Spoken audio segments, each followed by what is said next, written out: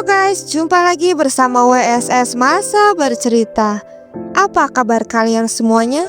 Semoga baik-baik saja ya. Pada awal tahun 2014, suasana kota kecil Weimar, Oregon berubah drastis. Polisi dari kantor Sheriff Jackson County menerima laporan tentang seorang pria yang menghilang. Pria tersebut bernama Robert Haney. Penyelidikan yang tampaknya sederhana ini segera membawa mereka ke sebuah peternakan terpencil seluas 20 hektar.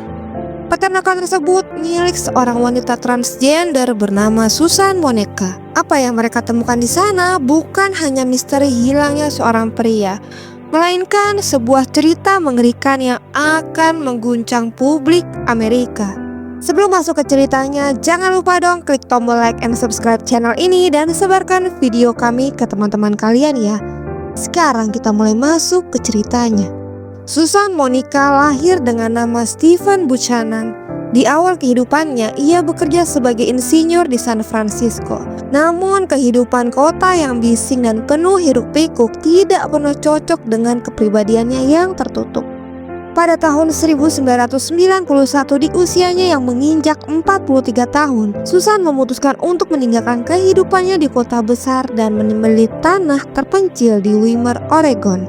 Bagi masyarakat sekitar, tanah tersebut hanyalah padang gurun yang tidak menarik. Tetapi bagi Susan, tempat itu adalah surga untuknya.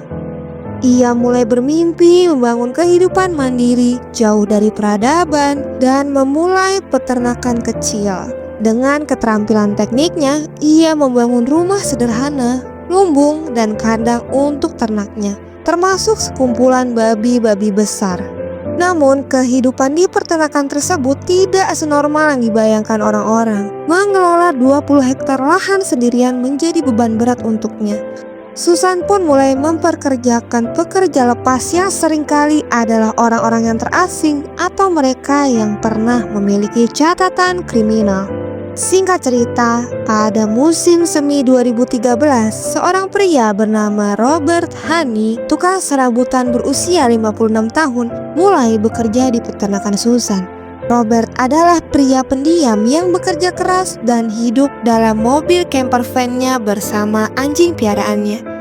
Awalnya Susan merasa puas dengan kerja Robert, namun seiring berjalannya waktu, perilaku Robert mulai berubah. Ia mulai sering mabuk dan mengoceh tentang masalah pribadinya, termasuk dendamnya terhadap seseorang yang pernah menyakiti anaknya.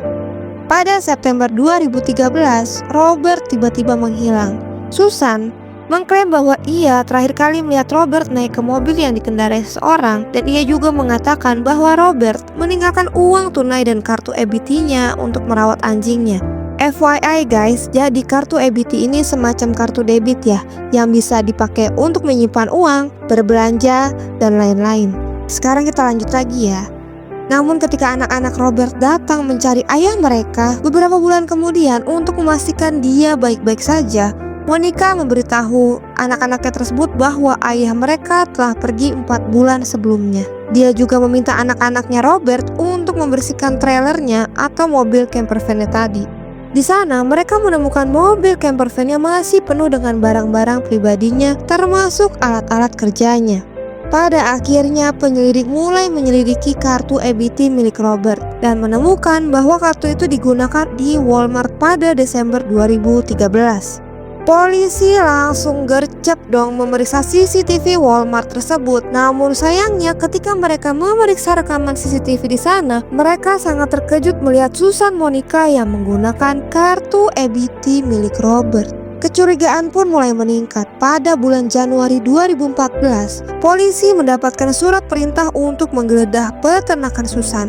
Apa yang mereka temukan di sana sungguh mengerikan guys. Di sana ditemukan sisa-sisa jasad manusia yang sudah terpotong-potong, termasuk potongan kaki yang tersebar di sekitar peternakan. Seorang penyelidik menemukan kaki yang terputus di kolam, dan mereka kemudian mengatakan anggota badan itu jelas bukanlah anggota badan binatang, melainkan anggota tubuh dari manusia. Dihadapkan dengan segala bukti ini, Susan akhirnya mengaku. Menurut Susan, babi-babi tersebut telah mulai memakan Robert guys. dan babi-babi tersebut dengan lahapnya memakan usus Robert. Sementara nih, isi Robert yang lainnya berceceran di mana-mana. Susan mengklaim bahwa ia telah mencoba menghentikan babi-babi itu, tetapi tetap saja tidak tertolong Robertnya. Karena Susan merasa kasihan dengan Robert, ia akhirnya menembak Robert untuk mengakhiri penderitaannya. Aneh juga ya, dia kasihan tapi malah yang ditembak kok Robertnya, bukan babi-babinya. Halo Mbak Susan, gimana Mbak Susan? Alih-alih melaporkan kejadian tersebut, Susan malah membiarkan babi-babi tersebut melanjutkan memakan tubuh Robert. Setelah itu, ia membiarkan babi-babi itu kenyang dan mengumpulkan sisa-sisa tubuhnya lalu membuangnya ke tumpukan sampah. Tidak hanya sampai di situ nih guys, Susan juga mengakui bahwa pada tahun 2012, seorang pekerja lain bernama Stephen Delicino mengalami nasib serupa. Ia mengklaim bahwa dia telah menangkapnya sedang mencuri 2 senapannya dan mereka pun akhirnya terlibat pertikaian sengit. Susan langsung mendorong Stephen ke kandang babinya dia dan babi-babi tersebut segera memakannya dengan lahap. Pada akhirnya Susan Monica akhirnya didakwa dengan 2 tuduhan pembunuhan dan 2 tuduhan penyiksaan mayat. Di persidangan, jaksa menegaskan bahwa Susan dengan sengaja menghabisi kedua pria itu.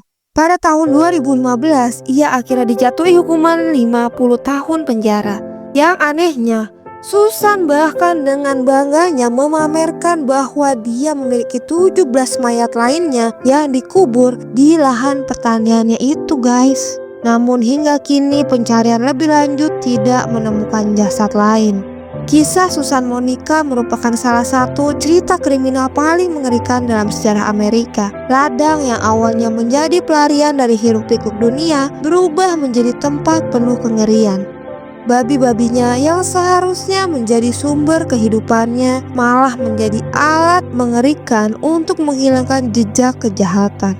Kisah ini meninggalkan pertanyaan yang sangat menghantui banyak orang. Apakah kita pernah benar-benar tahu siapa orang yang berada di sekitar kita?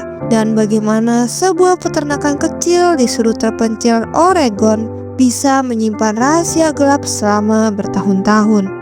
Ya, jadi itulah guys kisah mengerikan dari nenek-nenek transgender bernama Susan Monica, di mana ia menjadi pembunuh berantai yang korban-korbannya dijadikan pakan untuk babi peliharaannya. Berarti babinya adalah babi kanibal dong.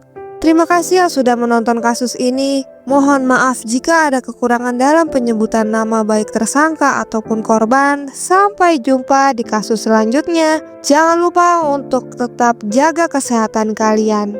Assalamualaikum.